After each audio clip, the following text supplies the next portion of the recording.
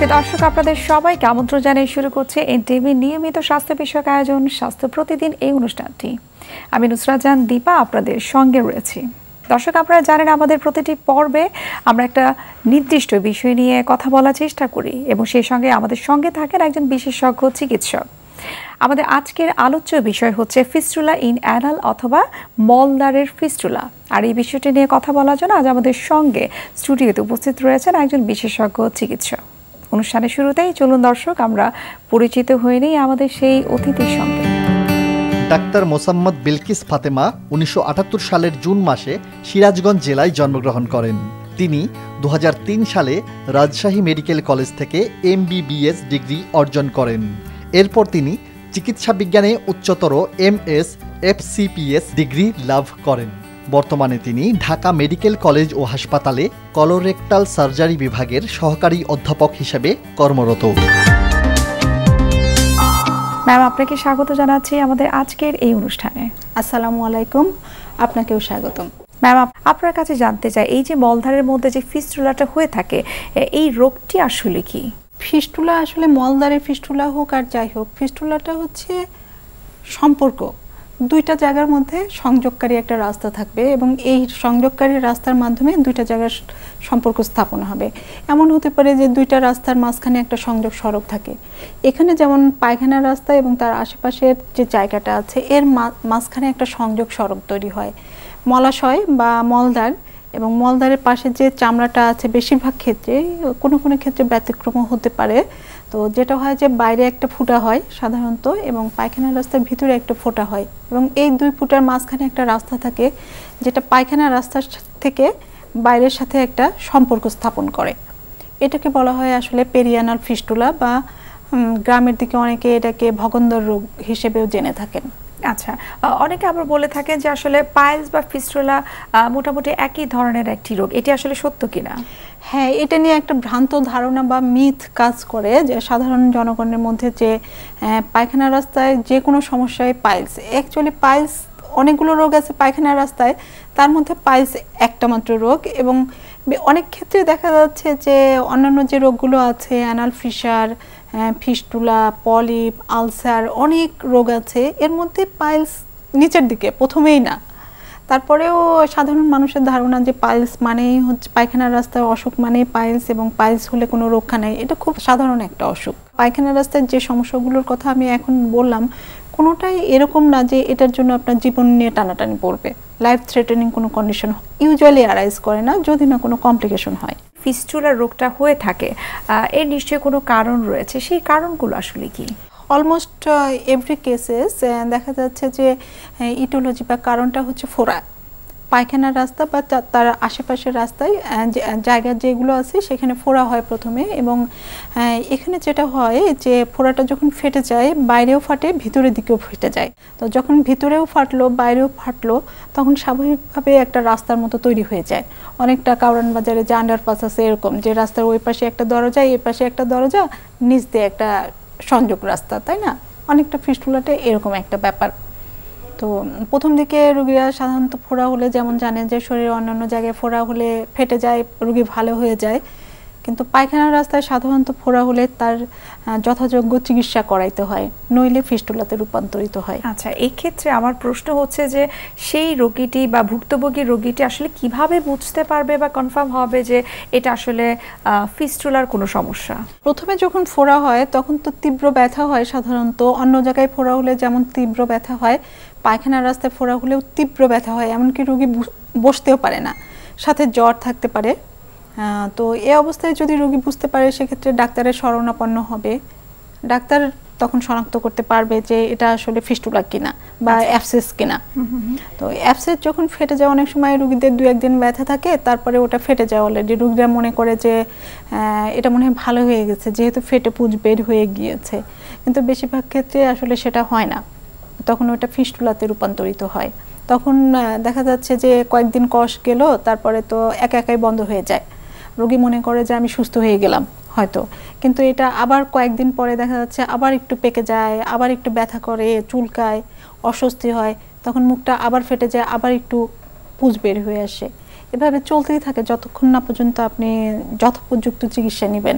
এই যে অ্যালার্জির মধ্যে যে ফিস্টুলাটা হচ্ছে, কারা সাধারণত আসলে এর ঝুঁকিতে সব থেকে বেশি রয়েছে বলে মনে হয়? কোনো বয়স ভেদে আসলে ফিস্টুলাটা হয় কিনা? এটা আসলে ওইভাবে বলা যায় না 100% কেসে যে কার হবে, তবে কিছু রিস্ক ফ্যাক্টর আছে। যেমন দেখা যাচ্ছে জন্মগতভাবে অ্যানাল গ্ল্যান্ড থাকে কিছু, যাদের এই গ্ল্যান্ডের নালী থাকে, সেই নালীগুলো এগুলো কিছু জন্মগত কারণ থাকে। আর কিছু থাকে হচ্ছে পার্সোনাল হাইজিন। অনেক সময় দেখা যাচ্ছে যে হেয়ারি এরিয়া যারা ক্লিন থাকে না, নিট থাকে না, তাদের ক্ষেত্রে এরকম হতে পারে। রোগ প্রতিরোধ ক্ষমতা যাদের কম, যেমন ডায়াবেটিসের পেশেন্ট, দীর্ঘমেয়াদী ডায়াবেটিস আছে, অথবা দীর্ঘমেয়াদী কোনো রোগে ভুগছে কোনো একজন রোগী, তার ক্ষেত্রে এটা হতে পারে কারণ তার শরীরে রোগ প্রতিরোধ ক্ষমতা কম। অর্থাৎ কোমরবিডিটি ডিজিজ যাদের রয়েছে তাদের একটা সম্ভাবনা রয়েছে। জি, আচ্ছা। এবং এক্ষেত্রে আপনারা যখন ডায়াগনোসিস করে থাকেন একজন রোগী যে তার ফিস্টুলার প্রবলেম হয়েছে, সেক্ষেত্রে আপনারা প্রাথমিক পর্যায়ে কি কি ধরনের টেস্ট করে থাকেন? রোগী আসলে শারীরিকভাবে পরীক্ষা করলে আমরা বুঝতে পারি যে এটা ফিস্টুলা কিনা। বেশিরভাগ ক্ষেত্রে, দুই একটা ক্ষেত্রে হয়তো মিস যায়। আর এর পরবর্তীতে আমরা পরীক্ষা নিরীক্ষা, আসলে ফিস্টুলা শনাক্তের জন্য যে অনেক বেশি পরীক্ষা লাগে তা না। আমি শারীরিকভাবে রোগী দেখে বেশিরভাগ ক্ষেত্রে বুঝতে পারবো যে তার ফিস্টুলা আছে কিনা। কিছু কিছু ক্ষেত্রে জটিল ফিস্টুলা যেগুলো, সেগুলোর জন্য আমরা কিছু পরীক্ষা নিরীক্ষার সাহায্য নেই। অনেক সময় এমআরআই করি, ওখানে পায়খানার রাস্তায় আলট্রাসোনোগ্রাম করি। বেশিরভাগ ক্ষেত্রে আসলে আমরা ক্লিনিক্যালি নিজেরাই বুঝতে পারি যে এটা ফিস্টুলা। কোন বিষয়গুলোকে আসলে আপনারা জটিল অবস্থা বলে আসলে আখ্যায়িত করছেন? যত পায়খানার রাস্তার মুখের কাছে বাইরের ফুটাটা থাকে ততই মানে সহজতর ফিস্টুলাটা। এটা হচ্ছে সাধারণ মানুষের জন্য আর কি। তারপরে কাছাকাছি ফুটা হয়েও অনেক ধরনের জটিল ফিস্টুলা নিয়েও আমাদের কাছে আসে। এছাড়া বাইরে যদি একের অধিক ফিস্টুলার ফুটা থাকে বা ভিতরে যদি একের অধিক ফিস্টুলার ফুটা থাকে, সামনের দিকে যে ফিস্টুলাগুলো হয় এগুলো সাধারণত জটিল ফিস্টুলা হয়।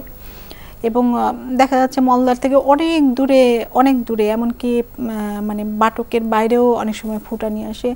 সেগুলো আসলে আমরা জটিল ফিস্টুলা বলে প্রাথমিকভাবে আসলে আখ্যায়িত করি। সহজতর বলা যেতে পারে, আবার কিছুটা বলছেন যে জটিল অবস্থায় চলে যেতে পারে। তো সেক্ষেত্রে আসলে ট্রিটমেন্ট প্রসিডিউরটা কীরকম হয়ে থাকে? জটিল ফিস্টুলাগুলো আসলে যখন হয় আমরা ক্লিনিক্যালিও বুঝতে পারি। জটিল ফিস্টুলা হলেই হয়তো আমরা কিছু এমআরআই বা কিছু পরীক্ষা নিরীক্ষা করার জন্য আমরা আসলে রোগীদেরকে পাঠাই। তখন আমরা যেটা হয় যে সহজ ফিস্টুলা যেটা, সেটা আমাদের বেশিরভাগ ক্ষেত্রে একবার অপারেশন করলেই ভালো হয়ে যায়। কিন্তু জটিল বা জটিলতর ফিস্টুলা যেগুলো আছে সেগুলো আমরা ধাপে ধাপে অপারেশন করি ইউজুয়ালি। কারণ একবারে যদি আমি পুরো নালীটা কেটে দেই, সেক্ষেত্রে পায়খানা ধরে রাখার ক্ষমতাটা লোপ পেয়ে যাবে রোগীর। যার কারণে আমরা এক ধাপে, দ্বিতীয় ধাপে, তৃতীয় ধাপ পর্যন্ত কোনো কোনো ক্ষেত্রে আমরা আসলে অপারেশনগুলো করে থাকি। আচ্ছা। রোগীর বা অন্য কারো আসলে বোঝার উপায় নাই। ইভেন আমরাও সিদ্ধান্তটা আসলে নেই অপারেশনের সময়। তখন আমরা বলি এক্সামিনেশন আন্ডার অ্যানেস্থেশিয়া। যখন অ্যানেস্থেশিয়া দেওয়া হয় তখন তো রিল্যাক্স থাকে, তখন আসলে আমরা পুঙ্খানুপুঙ্খভাবে পরীক্ষা করি মলাশয় এবং তার আশেপাশের এরিয়াটাকে। বিভিন্ন রকমের রং দিয়ে পরীক্ষা করি, নল দিয়ে পরীক্ষা করে দেখি যে আসলে আশেপাশে রাস্তা আছে কিনা, গাছের মতো ডালপালা আছে কিনা, কত দূরে গিয়েছে, কতখানি মাংসপেশি ধরেছে, এগুলো আমরা আসলে অ্যাসেস করি। অ্যাসেস করার পরে ফাইনালি আমরা সিদ্ধান্ত নিই যে আমরা কি আসলে একটা স্টেজে অপারেশনটা করব নাকি একাধিক স্টেজে যাব। ফিস্টুলা এমন একটি রোগ যে ওষুধ খেয়ে ভালো হবে এর কোনো উপায় নেই, আমাকে অপারেশনের মাধ্যমে এটা চিকিৎসা করতে হবে। এবং যিনি অভিজ্ঞ তিনি আসলে বুঝতে পারবেন যে সেই রোগীটার জন্য আসলে কোন পদ্ধতিটা সুইটেবল হবে। ম্যাম, আপনার কাছে এখন জানতে চাই, এই যে আপনি অপারেশনের কথা বলছেন যে আসলে অপারেশন ছাড়া ফিস্টুলার আসলে বিকল্প কোনো ট্রিটমেন্টটাকে আপনারা আসলে চিন্তা করেন না, অপারেশনে করতে হয়। যাদের ক্ষেত্রে অপারেশন করা হয় তার পরবর্তী কোনো জটিলতা আসলে হয় কি না? ফিস্টুলা অপারেশনে কিছু জটিলতা আসলে হতে পারে, যেমন অপারেশনের পরবর্তীতেও আবার পায়খানা রাস্তার অপারেশন, সবসময় ওখানে স্টুল লাগে, ক্লিন টয়লেট, প্রতিবার টয়লেট করবেন যে অপারেশনের জায়গায় ওখানে আপনার পায়খানা লেগে থাকবে। তো রেগুলার ক্লিনিং করতে হবে, ডাক্তারের ফলো আপে থাকতে হবে, আস্তে আস্তে ওটা ভরে উঠবে। কিন্তু অনেক সময় দেখা যাচ্ছে যে আবার ইনফেকশন হতে পারে। আবার এই যে বললাম যে অনেক ডালপালার মতো থাকতে পারে ফিস্টুলার ট্র্যাক্টের, তো দু একটা ডাল যদি রেখে আসা যায় তাহলে ওটা আমরা বলি রেসিডুয়াল, আবার থেকে যেতে পারে ফিস্টুলা, ভালো নাও হতে পারে। আবার অনেক সময় দেখা যাচ্ছে অপারেশন ঠিকঠাক করে আসার পরেও ফিস্টুলা রিকার করতে পারে, কিন্তু এগুলো আসলে সংখ্যায় কম। বেশিরভাগ ক্ষেত্রে রোগী ভালো হয়ে যায়। তবে এক্ষেত্রে নিশ্চয়ই আপনারা অপারেশনের আগে রোগীকে ওভাবেই কাউন্সেলিং করে থাকেন, যেটি অনেক বেশি গুরুত্বপূর্ণ। নাওএডেজ আসলে মানুষ অনেক কিছু জানতে চায় এবং যেহেতু রোগীদের আগ্রহ বেশি, আমরা রোগীদেরকে আসলে কাউন্সেলিং করে নেই বেশিরভাগ ক্ষেত্রেই। যদি কোনো রোগী অপারেশন করতে না চায়, সেক্ষেত্রে আপনারা তাদেরকে কি ধরনের ট্রিটমেন্ট করেন? আসলে অন্য কোনো ট্রিটমেন্ট অপশন নেই। রোগীকে আমরা এটা জানাই এবং বলি যে চিকিৎসা আপনি এরকম না যে এখনই আপনাকে অপারেশন করতে হবে, কোনো লাইফ থ্রেটেনিং কন্ডিশনে অ্যারাইজ করবে সেরকম না, বাট সুস্থ হতে হলে অপারেশন করতে হবে। আচ্ছা, রোগীরা ভয় পেয়ে যায় যে এখান থেকে ক্যান্সার হবে। ক্যান্সার এখানে যে হয় না তা না, দু একটা কিছু হয়, সেটা অনেক কম, অনেক কয়েক হাজারে লাখে একজনের হতে পারে, বাট হাজারে একজনের হতে পারে হয়তো, কিন্তু বেশিরভাগ ক্ষেত্রে আসলে ফিস্টুলাতে ক্যান্সার বা এই জাতীয় কিছু হয় না, কিন্তু ফোড়া হইতে পারে। আবার দেখা যাচ্ছে যে কদিন পরপরই ডিসচার্জ আসতে থাকে, চুলকায়, জায়গাটা ব্যথা হয়, এটাও তো আসলে বদারসাম, এটা তো একটা ডেফিনেটিভ ট্রিটমেন্ট আসলে আমাদের দরকার। তো যার কারণে আমরা অ্যাডভাইস করি যে আসলে এটা অপারেশন করিয়ে নেওয়াটাই ভালো। আমরা এই যে ফিস্টুলার যে অ্যানালে হয়ে থাকে সেটি সম্পর্কে আরেকটু জানবো, অর্থাৎ প্রতিরোধ সম্পর্কে জানবো। তবে তার আগে আমরা একটু দেখে নিয়েছি আমাদের স্বাস্থ্য প্রতিদিনের নিয়মিত আয়োজন কি খাবেন কেন খাবেন এই সেগমেন্টটি। প্রিয় দর্শক, এতক্ষণ আপনারা দেখছিলেন এনটিভি নিয়মিত স্বাস্থ্য বিষয়ক আয়োজন স্বাস্থ্য প্রতিদিন এই অনুষ্ঠানটি। এই পর্যায়ে আমরা দেখে নিচ্ছি বিভিন্ন খাদ্যের পুষ্টি গুণাগুণ নিয়ে আমাদের পুষ্টিবিদের পরামর্শ। কনস্টিপেশন বা কোষ্ঠকাঠিন্যের সমস্যা আজকাল প্রায়ই শোনা যায়। কোষ্ঠকাঠিন্য বা কনস্টিপেশন হলো সপ্তাহে 3 বার বা তার কম যদি মল নিষ্কাশিত হয় তবে তাকে কনস্টিপেশন বলা হয়। সাধারণত মল যদি দেহ থেকে ঠিকভাবে নিষ্কাশিত না হয় তাহলে জিহ্বার উপরে আস্তরণ, পেটে ব্যথা বা পেট ফাঁপা প্রভৃতি সমস্যা হতে পারে। কনস্টিপেশন কিন্তু কখনোই একদিনে হয় না, বিভিন্ন ধরনের অনিয়মের কারণেই কিন্তু কনস্টিপেশন হয়ে থাকে। যদি প্রতিদিনের খাদ্য তালিকায় পর্যাপ্ত পরিমাণে ফাইবার সমৃদ্ধ খাবার না থাকে তবে তাদের কনস্টিপেশন হতে পারে। সাধারণত আমাদের অনিয়ন্ত্রিত জীবনযাপনের কারণেই কিন্তু কনস্টিপেশনের শুরুটা হয়। প্রতিদিন নিয়ম করে না খাওয়া, নিয়ম করে বাথরুমে না যাওয়া, ফাইবার সমৃদ্ধ খাবার না খাওয়া প্রভৃতি কারণেই কিন্তু কনস্টিপেশন হয়ে থাকে এবং কনস্টিপেশনের ফলে কিন্তু আরও নানা ধরনের জটিলতা দেখা দিতে পারে। তাই যাদের কনস্টিপেশন রয়েছে তাদের খাদ্য তালিকায় অবশ্যই প্রচুর পরিমাণে ফাইবার সমৃদ্ধ খাবার অর্থাৎ শাক সবজি এবং ফলমূল রাখতে হবে। এই শাকসবজি এবং ফলমূলের ফাইবার ডাইজেস্টিভ সিস্টেমকে ভালো রাখে। এছাড়া যাদের কনস্টিপেশনের প্রবলেম রয়েছে তারা অতিরিক্ত ফ্যাটি ফুডসমূহকে অ্যাভয়েড করবেন। যাদের কনস্টিপেশন রয়েছে তারা নিয়মিত ফিজিক্যালি অ্যাক্টিভ থাকবেন, কেননা অ্যাক্টিভিটি ইমিউন সিস্টেমকে শক্তিশালী করে। যাদের কনস্টিপেশন রয়েছে তারা প্রতিদিন একটি নির্দিষ্ট টাইমে খাওয়ার চেষ্টা করবেন। কখনোই খুব বেশি সময় পেট খালি রাখা যাবে না। সারাদিনের 3 বেলা না খেয়ে 5 বা 6 বারে খাবার খাওয়ার চেষ্টা করবেন। এমন খাবার খাবেন যেগুলো সহজে ডাইজেস্ট হয়। বিশেষ করে ভাজা পোড়া, অতিরিক্ত ফ্রাইড যে কোনো ফুড খেলে কনস্টিপেশন হতে পারে। পরিমাণে কম খাওয়াও কিন্তু কনস্টিপেশনের জন্য দায়ী।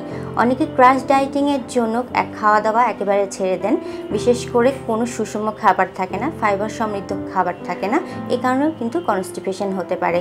তাই যারা ডায়েটিং করছেন তারা সুষম খাবারের মাধ্যমে ওজন কমানোর চেষ্টা করবেন, কেননা এই ওজন কমাতে গিয়ে খাবার বাদ দেওয়ার কারণেও কিন্তু কনস্টিপেশন হতে পারে। চেষ্টা করবেন প্রতিদিন ঘুম থেকে ওঠা থেকে রাতে ঘুমোতে যাওয়ার সময় পর্যন্ত একটি নির্দিষ্ট নিয়মের মধ্যে চলা।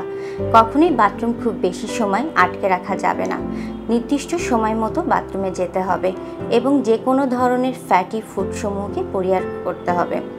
সুতরাং যাদের কনস্টিপেশন রয়েছে তারা সুস্থ থাকার জন্য পেঁপে খেতে পারেন। পেঁপেতে রয়েছে প্রচুর পরিমাণে ফাইবার। এই ফাইবার কিন্তু কনস্টিপেশনকে দূর করে। যাদের কনস্টিপেশন রয়েছে তারা প্রতিদিন খাদ্য তালিকায় রাখুন ফাইবার সমৃদ্ধ খাবার। বিশেষ করে যে ফল এবং সবজিতে ফাইবারের পরিমাণ বেশি সেগুলো প্রতিদিন খাবেন। একজন মানুষের প্রতিদিন 20 থেকে 30 গ্রাম ফাইবার সমৃদ্ধ খাবার খেতে হয়। এছাড়া যে কোনো ধরনের অয়েলি ফুড পরিহার করুন, বিশেষ করে বেশি ভাজা পোড়া খাবার খাবেন না এবং নিয়মিত সুষম খাবার এবং পর্যাপ্ত পরিমাণ পানি পান করুন। এছাড়া যাদের কনস্টিপেশন রয়েছে তারা রেগুলার 45 থেকে 1 ঘন্টা এক্সারসাইজ করুন, তাহলেই কনস্টিপেশন থেকে সুস্থ থাকা সম্ভব। ম্যাম, আপনার কাছে এখন জানতে চাই এই যে ফিস্টুলা হয়ে থাকে, ফিস্টুলার ক্ষেত্রে সেটি বয়স ভেদে হয়ে থাকে, আপনি বলছিলেন যে যাদের বংশগত হয় অথবা অনেক সময় যে তার লাইফস্টাইলের কারণেও কিন্তু সেই ফিস্টুলাটা হয়ে থাকে। আপনার কাছে জানতে চাই যে এটিকে প্রতিরোধ করার আসলে উপায় কি? ফিস্টুলা প্রতিরোধের উপায় হচ্ছে, এক নম্বর হচ্ছে পার্সোনাল হাইজিন মেনটেন করা, যেটা হচ্ছে আমি বললাম আপনাকে যে জায়গাটা পরিষ্কার রাখা, এবং যাদের রোগ প্রতিরোধ ক্ষমতা কম তাদের ক্ষেত্রে আসলে আমাদের সেই অনুযায়ী চিকিৎসা নেওয়া, যে রোগটা আছে সেই রোগের কমপ্লিট চিকিৎসা নেওয়া। আরেকটা যেটা, যে আপনি যদি বুঝতে পারেন যে পায়খানার রাস্তায় আপনার সমস্যা আছে, ব্যথা হচ্ছে, ফোড়া অবস্থায় প্রাথমিক পর্যায়ে দেখা যাচ্ছে 6 দিন 7 দিন একটা ফোড়া যদি থাকে তাহলে ফিস্টুলা অবধারিতভাবে হবে। তো যদি পায়খানার রাস্তায় ফোড়া হয় তাহলে ইমিডিয়েট চিকিৎসকের শরণাপন্ন হওয়া। আচ্ছা, এমন আমাদের কাছে আসলে অনেক রোগী আসে কবিরাজি ওষুধ লাগে ওই পায়খানার রাস্তা এবং চারপাশে ঘা তৈরি করে নিয়ে আসে, যেটাতে আসলে আমাদের তখন খুব বেশি কিছু করার থাকে না, ওই রোগীকে লাইফ লং সাফার করতে হয়। এটা যদি টাইমলি ডাক্তারের কাছে এসে চিকিৎসা নেয়, বাংলাদেশে এখন অনেক ডাক্তার আছে, অ্যাটলিস্ট এমবিবিএস ডাক্তার তো থানা লেভেলেও আছে, গ্রাম পর্যায়েও আছে। রোগীরা যদি এই ফিশার, ফিস্টুলা বা অ্যাবসেস এই সমস্যাগুলো নিয়ে প্রাথমিক পর্যায়ে একজন এমবিবিএস ডাক্তারের কাছে যান, উনি কিন্তু প্রাথমিক পর্যায়ে রোগগুলো শনাক্ত করতে পারবেন এবং অ্যাটলিস্ট বলতে পারবেন যে কার কাছে যেতে হবে, কোন ডাক্তারের কাছে যেতে হবে এবং আদৌ তার বিশেষজ্ঞ চিকিৎসা লাগবে কিনা। আচ্ছা, অর্থাৎ আপনি যেটি বলছেন যে আসলে যথাসময়ে যদি ট্রিটমেন্টটা করা যায় তাহলে সেটি পুরোপুরিভাবে নিরাময়যোগ্য। ডেফিনেটলি। আচ্ছা, আপনাকে অসংখ্য ধন্যবাদ এত গুরুত্বপূর্ণ কিছু তথ্য আমাদেরকে জানাবার জন্য। শুভকামনা এনটিভির পক্ষ থেকে। আপনাকেও শুভকামনা প্রিয় দর্শক মণ্ডলীকে। প্রিয় দর্শক, এতক্ষণ আপনারা দেখছিলেন এনটিভি নিয়মিত স্বাস্থ্য বিষয়ক আয়োজন স্বাস্থ্য প্রতিদিন এই অনুষ্ঠানটি। আজ আমরা কথা বলছিলাম ফিস্টুলা ইন এনাল নিয়ে। প্রিয় দর্শক, এই পর্যায়ে আমরা দেখে নিচ্ছি আমাদের আগামী পর্বে কি থাকছে। কারো রক্তচাপ যদি 60/100 থাকে তাহলে তার জন্য সেটা নর্মাল। তাহলে উচ্চ রক্তচাপ আমরা কখন বলছি? উচ্চ রক্তচাপ আমরা বলছি যদি এই রক্তচাপটা নিচেরটা যদি 90 বা তার বেশি এবং উপরের রক্তচাপটা যদি 140 বা তার বেশি হয়। অর্থাৎ কারো যদি 140/90 রক্তচাপ সবসময় থাকে তাহলে এটাকে আমরা উচ্চ রক্তচাপ বলব। বিশ্বের যে কোনো প্রান্ত থেকে যে কোনো সময়ে এনটিভি জনপ্রিয় অনুষ্ঠান স্বাস্থ্য প্রতিদিন দেখতে আপনারা ভিজিট করতে পারেন আমাদের নিজস্ব পোর্টাল www.ntvbd.com এ। এছাড়াও এনটিভি জনপ্রিয় সব অনুষ্ঠান এবং নিউজ আপডেট পেতে আপনারা ভিজিট করতে পারেন আমাদের ইউটিউব চ্যানেল এবং ভেরিফাইড ফেসবুক পেজে। আজ এখানে শেষ করতে হচ্ছে, দেখা হবে আবার আপনাদের সঙ্গে। সেই পর্যন্ত আপনারা ভালো থাকুন, সুস্থ থাকুন এবং সবসময় এনটিভির সঙ্গে থাকুন।